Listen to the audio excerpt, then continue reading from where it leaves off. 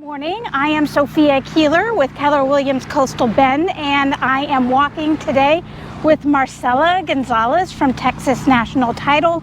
She is an escrow officer there, and we're going to talk a little bit about what goes on at the title company and what they do to help us during our transaction. So Marcela, I know that when we have a contract, the first thing that a buyer needs to do is drop off that earnest money and option fee with the title company. Yes. Can you tell me a little bit about why they're doing that? Why do they take that to a title company? Well, they're doing that because we will deposit the money, and then at closing, the buyer will then receive credit for it. After the earnest money gets dropped off at the title company, I know there's so much more that goes on over there other than a place to hold your earnest money and option fee to make sure that gets credited to the right place at closing. Can you explain to me just a little bit more about what happens at the title company? I know there's a title policy that's involved, and that's why we're using a title company. What is a title policy? Yeah, so a title policy is insurance policy like you have for your car, for your house. It just insures your property that you're purchasing against any unforeseen things in title, like old liens, old heirs in the chain, people that have passed in title that may have a claim to your property. That's why you go through a title company, to be sure that the property is, what people say, free and clear. It's basically making sure that the seller has the right to sell that property. Correct. And that the new buyer will be able to keep that property once they purchase it by preventing any unknown issues Yes. from coming up after they purchase that property. Yes. And should anything come up, you are insured by you're covered by your policy. Okay. So let's say you start your research on that title and you realize that there's something on there that might cause an issue with the sale of the property. Are there any things that you can do to be able to move forward with the purchase of the property? Almost everything is fixable. We just reach out to the seller's agent to, get information from their seller, just to help answer the questions, complete an affidavit if needed, and get it cleared up so we can move on to closing.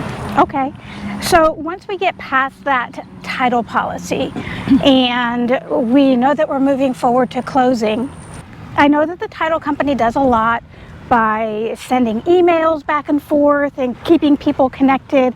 Can you elaborate on that and just kind of let everyone know what is going on at the title company to make sure we are able to get all the way to the closing table and all of the parties? We're talking the lender, the buyer, the seller, even third parties like the home warranty and survey. What is going on your end to make sure that everyone is informed and all of the information that's required in the contract is available in order for us to close? Yeah, so we're the holder of the papers and the money, basically. All the communication is sent to the title company. So while you're working with your realtor, we are doing our research. We will then prepare a title commitment, which is the report that is then sent to everybody that's on the contract, your lender, the realtors, buyer, seller. We're also preparing the information that the lender may need to complete their side of the disclosures for the buyers. So we hold all the papers, everything comes through us, and then we distribute to everybody else. Okay. Now, you mentioned disclosure.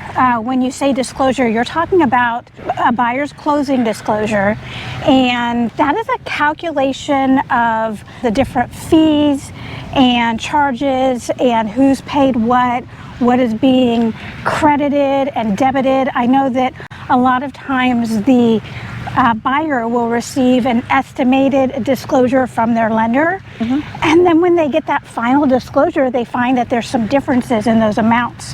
Why would that be the case?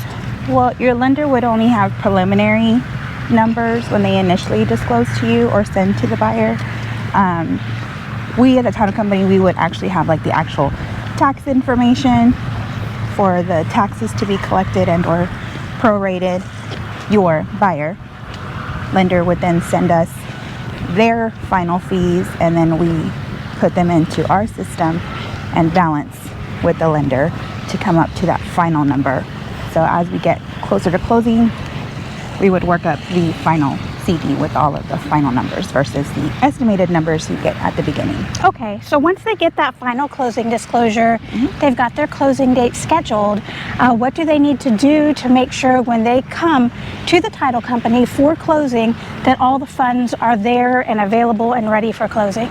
Yeah, so once we have that final number, either us at the title company, your lender, your realtor would reach out to the buyer to confirm your signing time and to provide you with the final amount needed for closing. Now, it would be in the form of a cashier's check or a wire, which would make it good funds so that when we fund, everybody can get paid. Sellers get paid, buyers get keys, and we're closed. Awesome. Well, I definitely appreciate you providing some clarity to the process of what goes on at the title company. If they need to get a hold of you to get some additional information, where can they reach you, Marcela? You can reach me at my office, 361-826-7800, Texas National Title. Great. And so this was Marcela Gonzalez, and I am Sophia Keeler. If you have any real estate questions, you can reach me at 361-756-1900. And remember, if you like these videos, please click that subscribe button. Thank you for watching. Bye.